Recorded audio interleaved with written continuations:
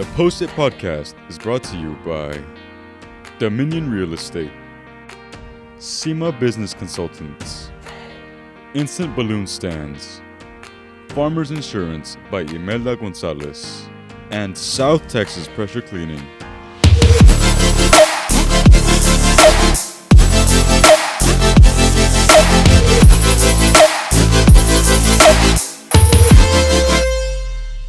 Welcome back to another episode of the Post-it Podcast. I'm Cassandra Romero, and I'm co-hosting with Bri Alvarez. Hi, Bri. Hi, Cassie. How are you doing today? I'm good. How are you? Good. Well, we are so excited to once again have Jonah Goldberg, a Senior Associate Athletic Director of Communication and Championships at UTRGV. Mm-hmm. And we want to take this time to acknowledge that this is our second time having you on our podcast. And we apologize we want to thank you for coming and taking the time out of your day again to come see us and talk to us, even though we had a minor technical issue with the audio on the last one, and you were still so open to come again. So Definitely. Thank you so much. Yes, we want to thank you so much. And, last time we got to learn a lot about you, and we hope you can share those same stories and maybe a little bit more with our audience so that they can get to hear that too. But like Bri said, we're so grateful to have you on again, and thank you for being so open with us. Oh, my pleasure. You don't get to where I am in life without making a few mistakes along the way. In fact, I've probably made mistakes recently. When I was an undergraduate student at Boston University, I went in to interview our women's lacrosse coach for a player profile. Mm-hmm. I recorded the whole thing into my laptop. And then as soon as I was done, I looked down and I hit what I thought was the stop button. I actually was hitting the record button. And I said, oh. And the coach looked at me and said, "You didn't record it, did you?" And I said, "No." So she said, "Let's go. Let's do it again." So I've been there. I get it. And that is part of growing up. That's part of this. This is why you do this. Definitely. If you never made a mistake, I wouldn't believe that you'd actually done it. Okay. So right now you just mentioned that you went to Boston University. And so what led you down here to the RGV then if you did come from Boston University? Mm-hmm. An airplane. Well. So I initially came down in 2007, literally the day after my last class. Uh-huh. My last class, it was ice skating and fencing. That is so exciting. That's so cool. So on May 3rd, 2007, I was ice skating. On May 4th, 2007, I was landing in Harlingen. So in 2 days from 90-degree heat. Yeah. So I'm about to hit my 17-year anniversary. And I drove to Harlingen Field, which still had a ball team at the time, and I was working for the Rio Grande Valley White Wings minor league baseball team, and that's what originally brought me down here, was to broadcast minor league baseball. I knew I wanted to do that out of college. I applied all across the country, and there were not a lot of interviews, as there probably shouldn't be for somebody with no experience applying for a job that 200 other people applied for in every single case. So you don't even know if your stuff gets seen. And then I got this very late. It was March 27th. I remember very specifically the day that I got the job offer, and I just said yes. Didn't care where it was, looked it up after I said yes, and it was like, let's go. I'm so excited to do this. And I spent 5 years with the Wings. Nice. And so you also, like Bri mentioned, and you mentioned you went to Boston University. So tell us what you majored in and why you decided to major in that. So I was a broadcast journalism major. I actually had a concentration in political science. BU requires all of the journalism majors, regardless of what type of journalism, to have a concentration, so which is like 2 classes short of a minor. Basically 5 classes in something else. With the idea being that if you're going to go into journalism, you should be able to be knowledgeable of whatever it is you're going to be covering. Yeah. So I thought, if the sports thing doesn't work out, maybe I'll cover politics as a reporter or something. And so I took 5 classes in political science to give me that kind of background. And luckily, the sports thing worked out, and I've been able to avoid that. Okay, so you also, you're the Director of Communications and Championships at UTRGV. So what does your title entail? Can you walk us through day-to-day of what you do?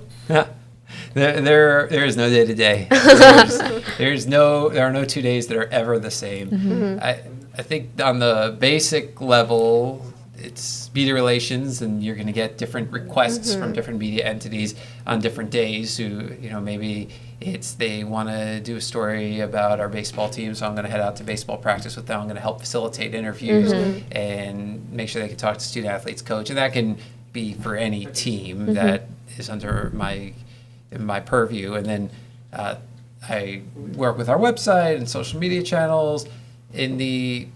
On game days, I broadcast. So I do the play-by-play for right now for volleyball, soccer, basketball, baseball, men's and women's on both. I did the WAC women's swimming or men's and women's swimming and diving championships when we hosted that in 2023. Wow. I did track and field when we hosted the WAC Outdoor Track and Field Championships in 2021. So, tried to diversify it, get in a lot there. And then the championships portion, whenever we bid on or host a conference championship level event, I am in charge of that. I have to make sure that we acquire it, and then I have to make sure it goes well. Wow. Yeah, so it's definitely a lot, like every sport that you kind of have to be there for, right? So tell us, you mentioned the WAC, right? Recently, UTRGV announced that they're changing from the WAC to the Southland Conference. So tell us what that change entails. So 16 of our 18 sports will be moving over to the Southland Conference, and that's because the Southland doesn't sponsor men's soccer or women's swimming and diving. Their other member schools just, for the most part, don't have it. So we will remain an affiliate of the Western Athletic Conference in those two sports, which means we still have the opportunity to host WAC championships in swimming and diving at the City of Farn Auditorium, which is really exciting. That's an amazing facility too. So. It is. We're very fortunate to be able to have that within the conference. I don't think any of the other schools can really hold the candle to what we have. So my hope is we host it in perpetuity. Yes. But the move to the Southland it's big for us. That's a conference that is really deep-seated in Texas. It's been around since the 60s, and it's always been heavy in Texas and then Louisiana. So like right now, we'll be member number 11, and of the 10 that we're in this year, 5 in Texas, 5 in Louisiana. Okay. Texas A&M Corpus Christi, our closest Division I opponent with whom we compete in a South Texas Showdown every year, they are part of the Southland Conference. So that our closest opponent will now be a conference opponent, which is good. Incarnate Word in San Antonio, Houston Christian in Houston, Texas A&M Commerce a little further north. These are schools that are all driving distance that we can now more easily play. And same like McNeese State, which is in Lake Charles, Louisiana, right across from Houston. That's also close, and a few other Louisiana schools. Everything's drivable. That's good. And what that will do is it will cut down on our missed class days for our student athletes by about 50%. Wow. And it will also just, honestly, it's going to help them recover. It's going to help them be healthier. Like right now, a few weeks ago, our baseball team went to Seattle. They played Friday, Saturday, Sunday. So they left Thursday. They were probably heading to the airport 4 in the morning. They traveled all day. Then you play Friday, Saturday, Sunday. Well, you played at noon on Sunday, except noon Pacific time is 2 p.m. here. By the time that game ends, and by the time you can get to an airport, there is no flight back to the Valley. So now you can't fly out till Monday. And by the time you get back Monday, because you're flying all day, it's 10 p.m. midnight. You're tired, yeah. And then you don't want to go to class the next day because you're so exhausted. But you got it. You have to, So you missed your Monday classes. Yeah. And now you've got to get to Tuesday class exhausted. And by the way, you might have a game on Tuesday. Wow. And then you're going to head to your Wednesday class.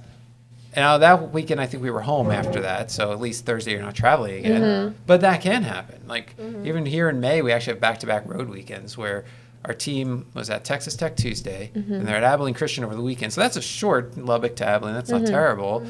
But then, so you're going to come back. You're going to do finals on Monday, Tuesday, and Wednesday after you've been out all week. Wow. Yeah, that's... And then Thursday, you're going to fly to California. And you're going to play California Baptist. Now, at least now finals are over, so you're not worried about class. But then you're going to play there Friday, Saturday, Sunday. Monday, you're going to fly to Corpus Christi. We're going to play there on Tuesday. And then you're going to bus right back, get back late, try to recover a little on Wednesday. And then Thursday, Friday, Saturday, you're going to play a home series. That's exhausting, and not just as an athlete, but as a student, right? Like, that's exhausting. And I love the WAC. I love the people in the WAC. I've made a lot of long-lasting friendships within the Western Athletic Conference, both in the conference staff and the other institutions. And the name WAC, I mean, it's been around. It's one of the oldest conferences in the country. It has a lot of great history. It means a lot to me. But this is a great move for our student Yes. athletes. This is going to help them immeasurably. So just on helping with the travel alone, because now you could just bus up, bus down. You know, you're missing a lot less time. You're on the road a lot less. It's just it's better all around. Yeah, definitely.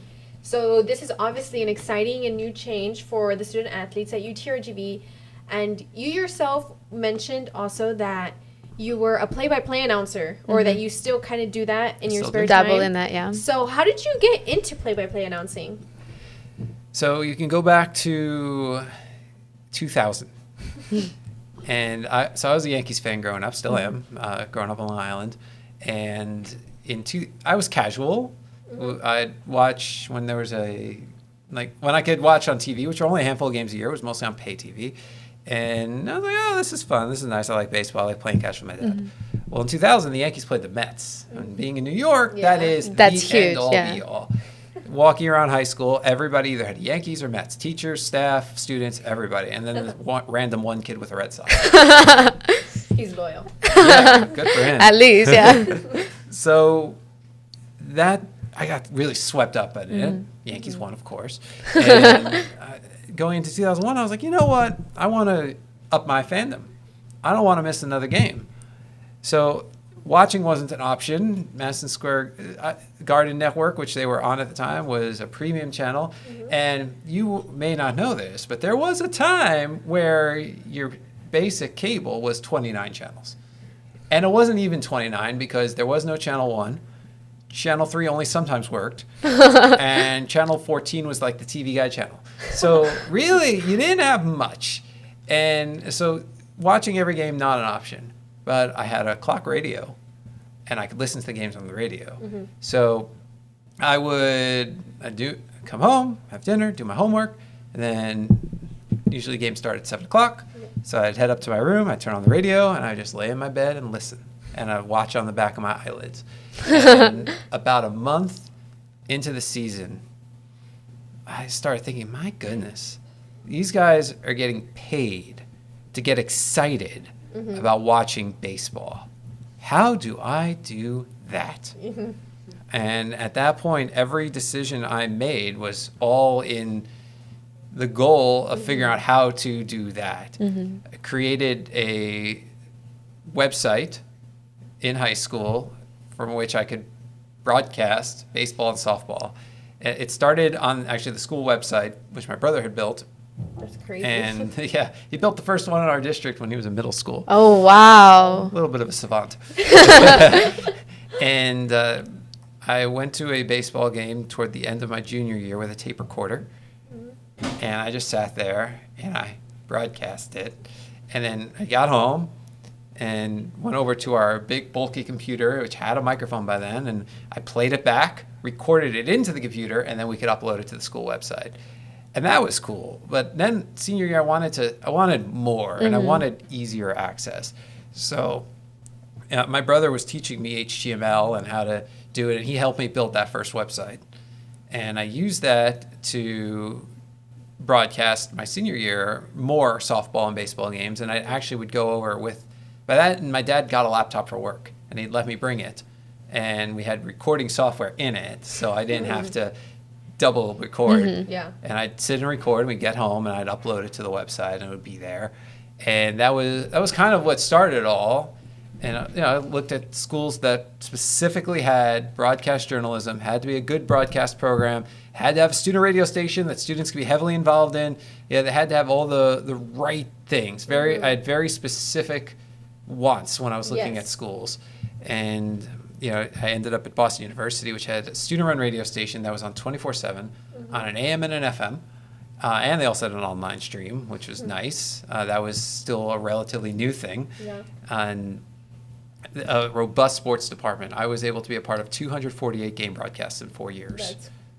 That's crazy. Yeah, that's a lot. Yeah, and I mean, we had a huge sports department, like 40 people within it. And who knew that I would be able to get such opportunity? And I didn't get it. I earned it. Yeah, Because definitely. my freshman year, I remember at the end of the first semester, we have all these people sitting in a room, and the seniors are getting on people. And they're like, you guys need to be doing more. You're not doing enough. is every one of you should be averaging at least 10 broadcasts per semester. And this is an amazing opportunity. WTBU is what you make it to be. So whatever you put in is what you're going to get out. I sat there like, wow, he's right. I wonder how many games I've done. This is why I know the number. So I went back and I looked, I was like, I did 10. I was like, okay, so I'm where I'm supposed to be. And I thought, I don't want to be average. So I did 50 spring semester. That's wow, 10 to 50. And then I just flew right at it, nonstop. That was my main focus for my remaining 7 semesters. Wow. And now you're here. Now you're here. And now I'm about to hit my 1900th career broadcast. Whoa. So like you've counted, you've kept like track of it. Wow, Yeah. that's awesome. That's cool. milestone. Yeah. Yeah, I'm in the 1880s right now. So early next year, I should get to 1900. And sometime during the 2025-26 academic year, I'll hit 2000. Nice. Awesome. That's nice. Well, you've mentioned all that hard work that you had to put in, right? You've earned your place here. Tell us about networking, the importance of networking, and how also knowing individuals and building that relationship with an individual helps you also in case you do need assistance at some point. Networking is everything. Yeah. So you're interviewing all these cool people on this podcast. Do either of you have a LinkedIn page? Yes, I started. Actually, one. no, I don't. Okay. But I should start one. So you're winning. So you should all have LinkedIn. That's first of all. That's the best networking social media there is. And every time you meet somebody, you connect with them. And you just stay connected. And you can kind of follow each other's updates that way. Like if you were to connect with me, I will see your updates on my feed. You will see mine. And then, occasionally you comment or, you occasionally just send a message. It could be once a year. Just be like, hey, just wanted to let you know this is what I'm up to these days. How are you doing? And that's it. It doesn't have to be much.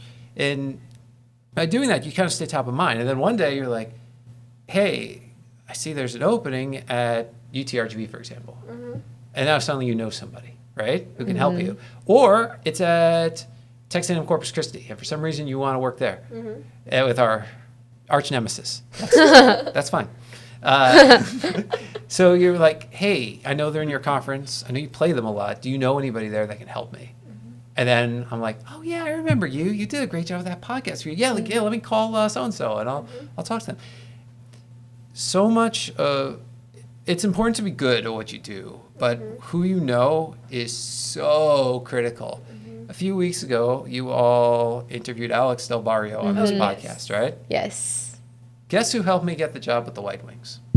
I'm going to take a wild guess and say Alex Del Like, if I hadn't known him, I don't know that I'd be here right now. Wow.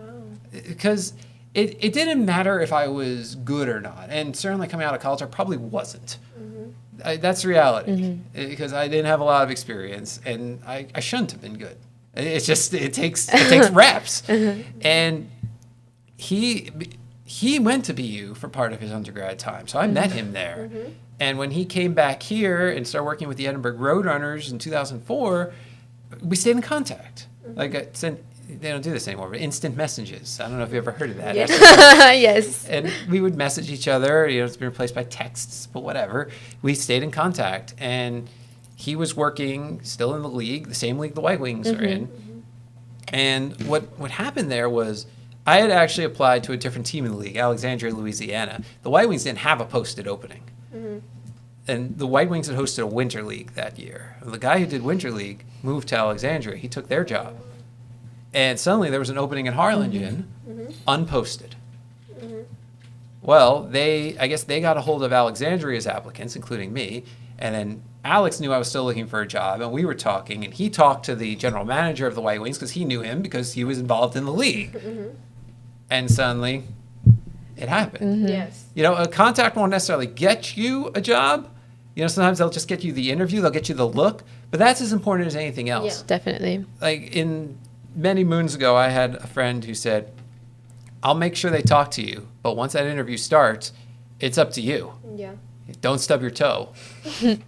Or as I had a professor once say, he's like, you can always put me down as a reference. Don't even have to ask. When they call, I will make you walk on water, but then it's your job to do it. Yes. So, but the networking part, it's critical. Because when they talk to you, they're already they're like, okay, I need to talk to this person because so-and-so said so. So-and-so highly recommended you. And then you have to actually nail that part on your definitely. own. But if you don't know somebody, you may not even get the interview and have the opportunity to show them, hey, you actually should be hiring me. I'm not just so-and-so's friend. I'm also actually really good at what I do. Yes. So having those networking and all those people, all those connections opens up the door for you, but it's up to you to make sure once you're in that door, you stay in there. Definitely. And so you mentioned that Alex Eladio helped you get the job with the White Wings here in Harlingen. Yeah. So I want you to elaborate on the importance of minor leagues here in the Valley and what does that mean? Yeah, at one point we had 8 professional sports teams down here all at once, and it was crazy. We oversaturated the market, I think. We had... So when I came down here, we had the White Wings and then they were known as the Coyotes playing minor league baseball. And then a couple of months later, the Vipers started. They're still around. The Yes. Silverados, you ever hear of them? No. They were an American Basketball Association team. They played at the McAllen Convention Center for one season, and then they disappeared.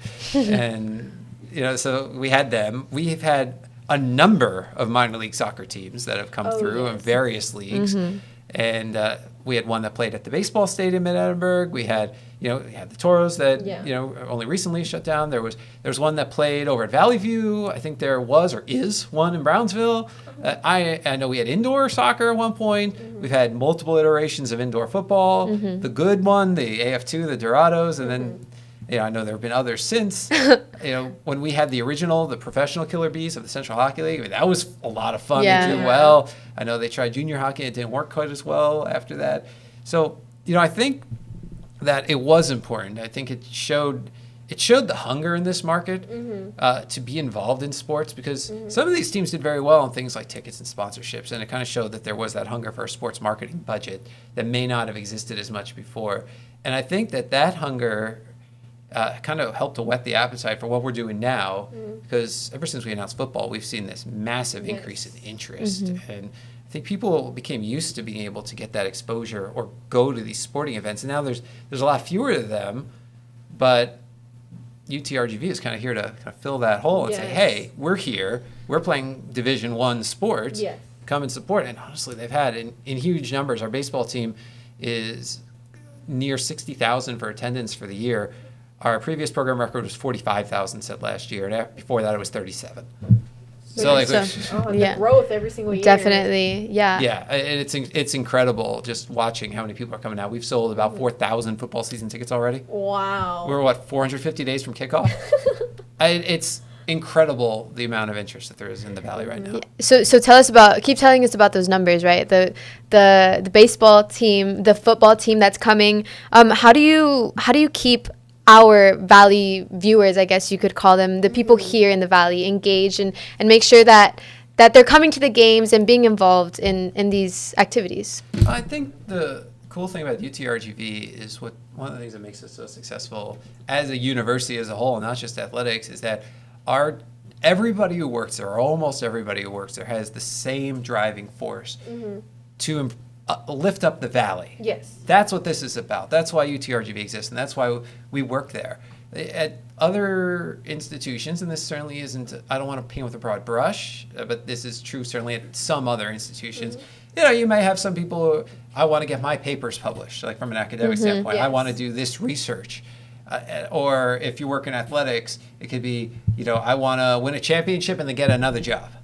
That happens all the time. Coach wins conference championship, gone. They move on to the next job, the so-called better job. And then maybe they don't have success, they get fired in 5 years and wonder, why did I leave?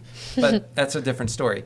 The people who work here, for the most part, are all about lifting up the Valley. Definitely. And it's different.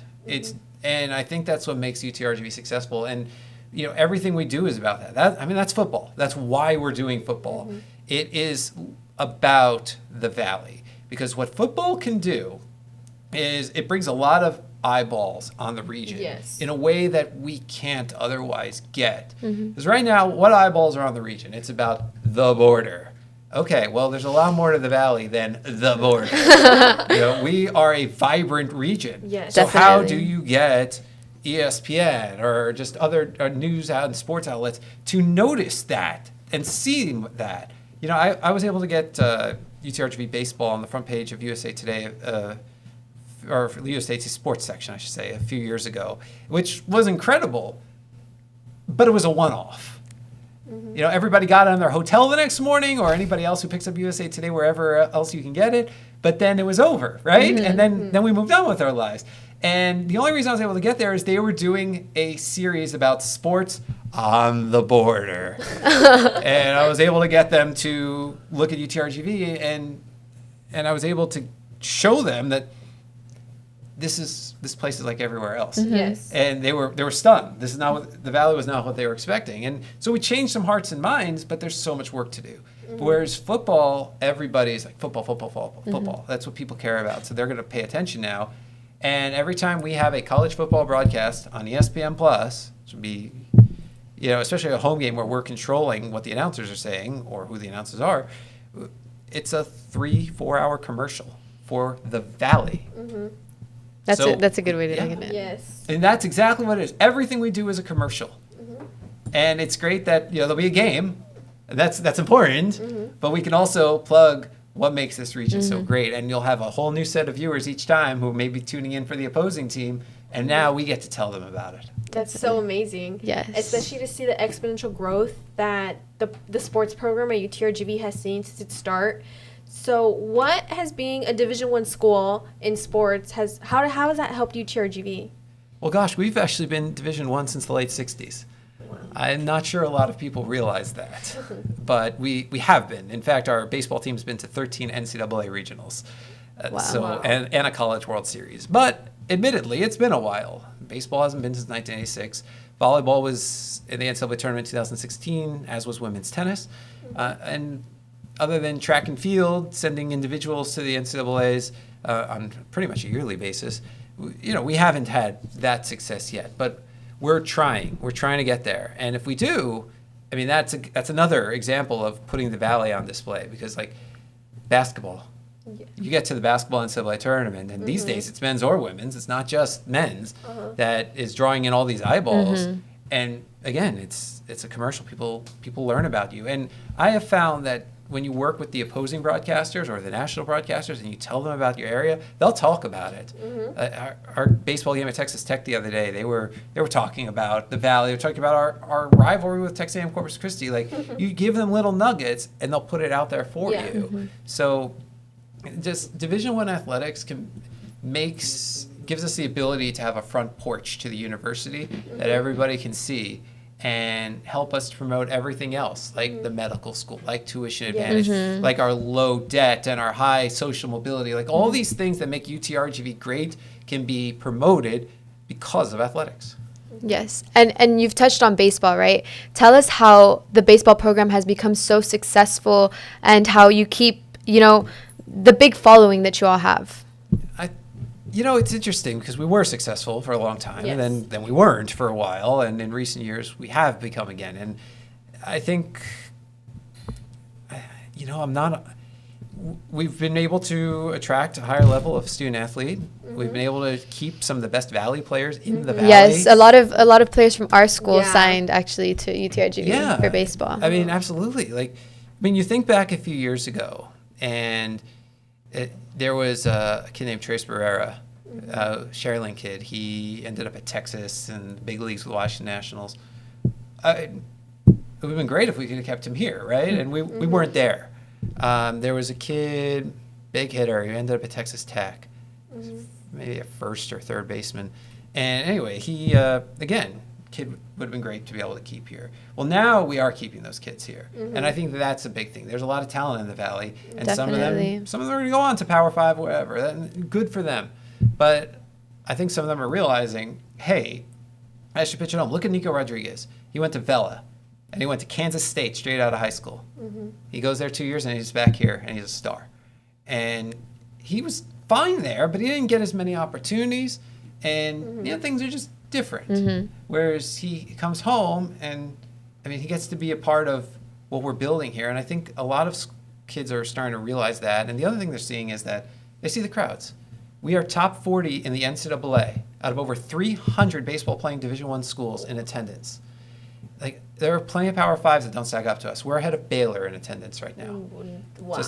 Impressive. To put in perspective. We're ahead of Houston. Like, Houston came down here for a 3-game series last year, and we had 4,000 one night, 3,000 the next night, and then like 1,200 on Sunday afternoon. And they were like, wow, we never play in front of crowds like this. So this, they see that, and they're like, okay. So people are taking notice of that, and that helps us to attract some of the best baseball players in here as well. Yes. Definitely. So you mentioned earlier that the football season is about 450 days from kickoff. So can you tell us, when the season is starting, what are y'all doing to prepare for it and things like that? August 30th, 2025 will be our first home game over at Vacker Stadium, and I can't tell you who we're playing yet.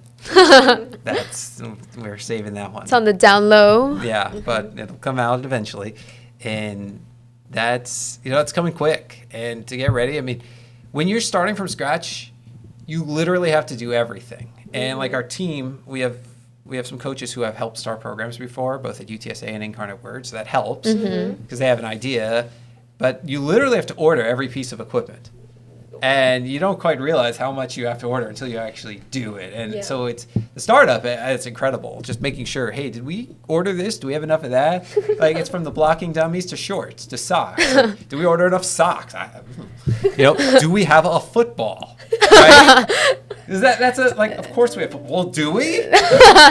So, yes, we do now, but when you think about it, we started with a model helmet and a logoed football in a box, and that's all we had when we first started this venture. And so that's part of it. Like, on my end, I'm trying to figure out, what is the game day program going to look like? What's it going to be? What's going to be in it? What kind of stories are we going to be trying to tell?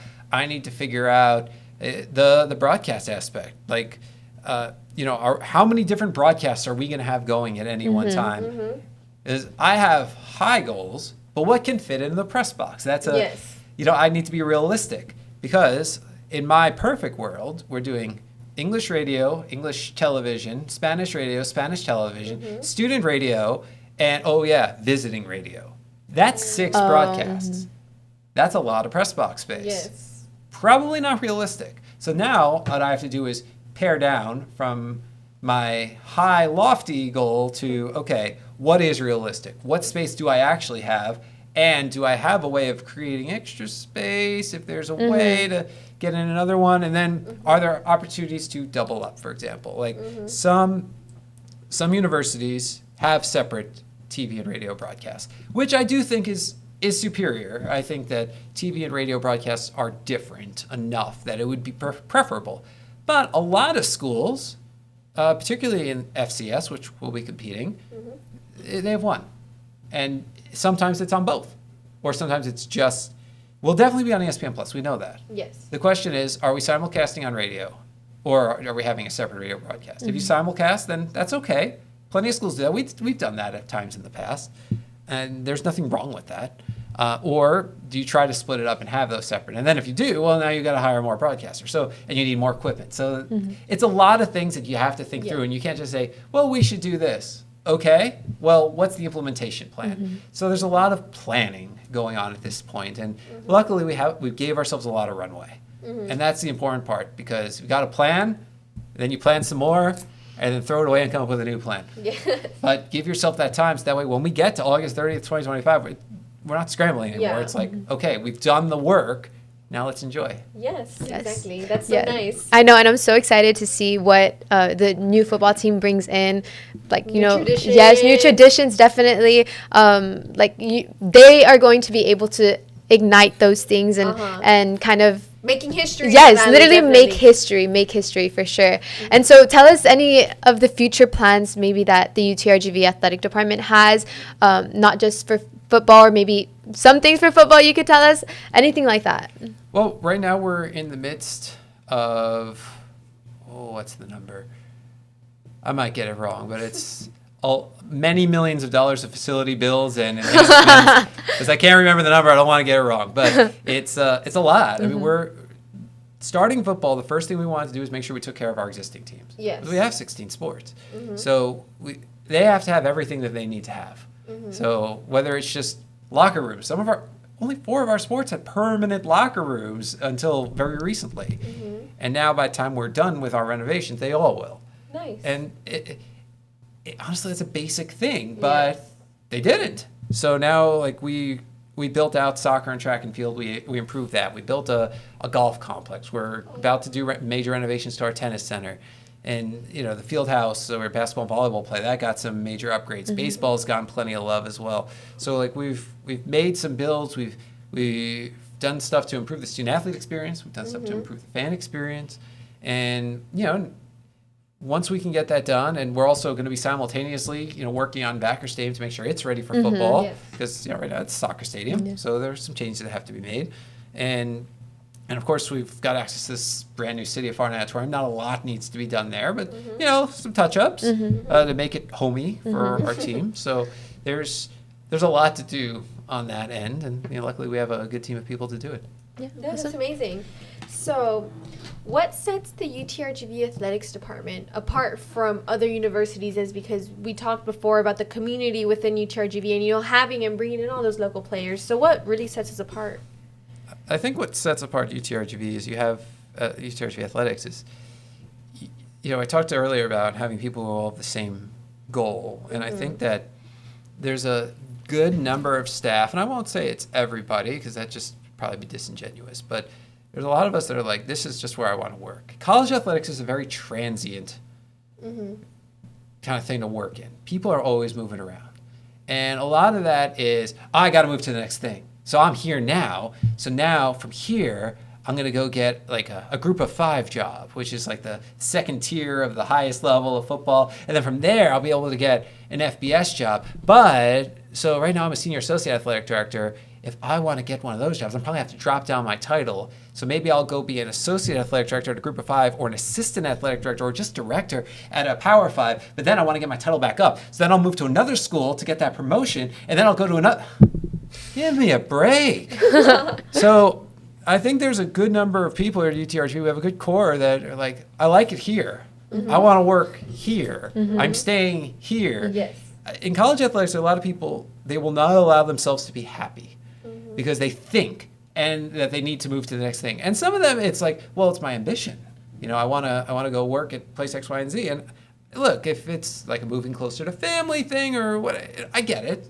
There are things like that. There are reasons.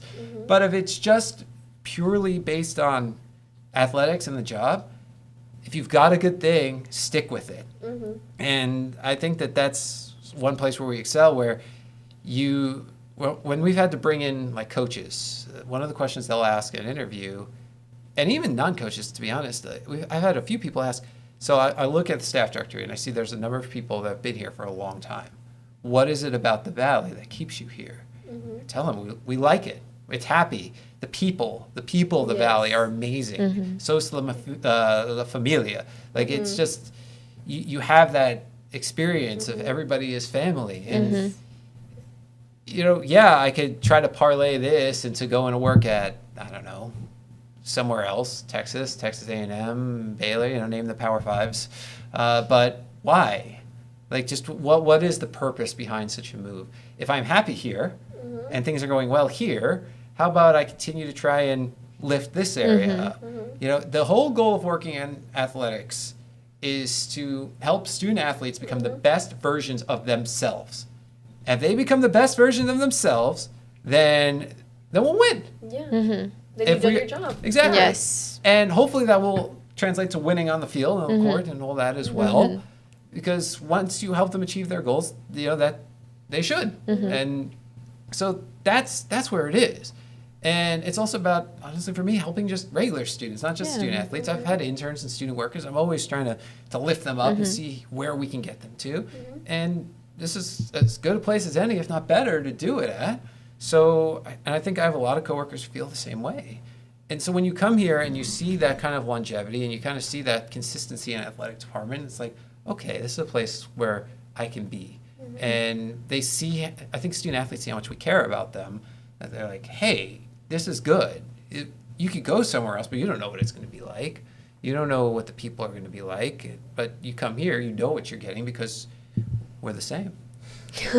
Yes, UTRGV definitely holds that Valley pride. I think we have a lot of pride within us. Yes. You mentioned how you like to provide internship opportunities and other opportunities to students who are non-athletes. In the past, or actually currently, you have some PSJ alumni working for you, or even just students and kind of under your wing. So tell us how impactful it is to have those students come in with this experience and knowledge, with the cameras or with the mics and things like that, and how those students kind of are different than those that come in that are not as aware of what's going on. I mean, it's everything. Like what you have here, I didn't have. Like I had to hustle to grab a tape recorder and a laptop and create things. I'm looking around this room and seeing the computers. They're new. They've got the latest software, and you've got so many of them. And you've got great equipment with here to work from. You've got a great crew. You've got a great teacher in Mr. Pedro Leja. Yes, and, definitely. I mean, when I got here, he was reporting for Univision. And I mean, he's got the experience in the industry, so he gets it. So first of all, you get to absorb him. Definitely. But then when you come in and you say, hey, I've done this before and I want to be your student worker or your intern, and I'm like, yes.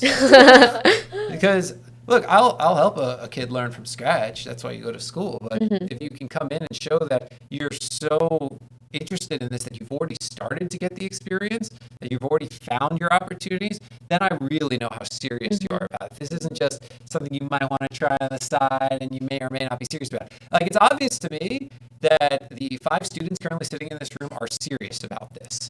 That is clear because you're here right now doing this. And that means a lot. So the first PSJ alumni had a student experience interns a few years ago, Julissa Martinez and Matthew Huerta. Yes. And I saw both their resumes, Mr. Leja listed as a reference. And immediately I was like, oh, these kids are going to be good. Like, as soon as I saw his name, I was like, okay, we've got something here. And we talked about their experience, and they were telling me the stuff that they did in high school. And I was like, okay, this is real. Like, they're very into this. And so, they were both great interns, and, Matthew decided to go on and do some other things, but Julissa stuck on with us, and she's amazing. There are times that I look at her and I'm like, you're the real MVP here. And it's a dream. And she was able to do that. She graduated, I think, in 2.5 years coming out of PSJ. So she didn't have a lot of time in college. And I know that's happening more and more because a lot of kids are entering college with an associate's already. And if you've got 2 years, that gives you less time in college to figure out what you want to do and find those opportunities to get experience, unless you're going to go get a master's also right after you finish. So coming in with that high school experience gives you a leg up, because rather than starting at zero and maybe only having like 2.5 years to figure it out, you're starting with a base. And when you start with a base, I only can hire so many students in a given year. It's not like I have unlimited ability. So when I see that on the resume, I'm like, okay, you're somebody I want to talk to, and you're somebody who I know can do a good job and already has that base. Now we can build from that, and we can make you really good. Yes. Definitely. Okay, well, we want to thank you so much for having you on our podcast today. We so deeply appreciate the time that you've taken out of your day to talk to us, and I feel like we both definitely learned so much from you. From both times, right? From a both little bit times. of different conversation going on in both, but we definitely got to learn a lot from you, like Bri said, and our audience as well. Yes, so thank you for coming on, and thank you for taking time again out of your day. We greatly appreciate it. Thank you so much, and remember, go Bears. This Post-it podcast was brought to you by Dominion Real Estate, SEMA Business Consultants, Instant Balloon Stands, Farmers Insurance by Imelda Gonzalez, and South Texas Pressure Cleaning.